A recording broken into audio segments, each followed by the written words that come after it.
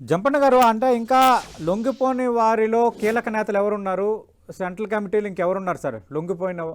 లొంగని వాళ్ళు, చనిపోకుండా ఉన్నవాళ్ళు. ఇప్పుడు ఆల్రెడీ నేను ఇంతకుముందు ప్రకటించినట్టుగా సెంట్రల్ కమిటీ మెంబర్స్ దేవ్జీ ఉన్నాడు, గణపతి ఉన్నాడు, మల్లారాజు రెడ్డి ఉన్నాడు, గణేష్ ఉన్నాడు, తర్వాత రామ్దేర్ ఉన్నారు, తర్వాత సాగర్ ఉన్నాడు, తర్వాత జనార్దన్ జీ ఉన్నాడు. అంటే వీళ్ళంతా పాత సిసి కమిటీ మెంబర్స్. వీళ్ళు కాకుండా కూడా కొత్త వాళ్ళు ఎవరిని తీసుకున్నారో నాకేమి రిపోర్ట్ లేదు. తీసుకుంటారు వాళ్ళు. మరో నలుగురు ఐదుగురైనా కొత్త మెంబర్స్ ఉంటారు.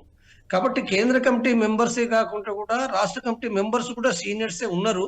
జార్ఖండ్ లో ఉన్నారు, బీహార్ లో ఉన్నారు, ఒరిస్సాల ఈ ప్రాంతాలు కూడా ఉన్నారు. కాబట్టి ఇప్పుడు ఏదైతే ఉందో అంటే ఇడుమా చనిపోవడం వాళ్ళకు ఒక తీవ్రమైన నష్టం అది. అంటే ఇడుమా ఒక ఆదివాసీ ప్రజల నుంచి ఎదిగి వచ్చిన ఒక మిలిటరీ నాయకుడు. సరే, ఇప్పుడు జేడి లక్ష్మీనారాయణ గారు వాళ్ళు మాట్లాడిందంటే పోలీసు అధికారిగా పనిచేసిండు కాబట్టి తను మాట్లాడేది అంటే ఒక దుష్టుడిగా, దుర్మార్గుడిగా మాట్లాడిండు. అంటే తన యొక్క అదే పద్ధతిలో మాట్లాడతారు, ఎట్లాగా అధికారులు అదే మాట్లాడతారు, తప్పేం లేదన్నా. కాదంటే కానీ నేను అంటే ఒక మావోయిస్ట్ మీరు ఇడుమా మంచోడు అంటారా పార్టీ జంపన్న గారు?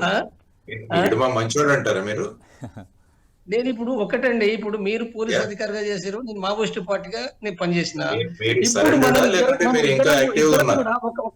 ఒక్క నిమిషం ఏంటంటే, మీరు రాజ్యాంగంలో భాగంగా మీరు వర్క్ చేస్తున్నది. ఇప్పుడు నేను రాజ్యాంగంలో భాగంగానే నేను 100%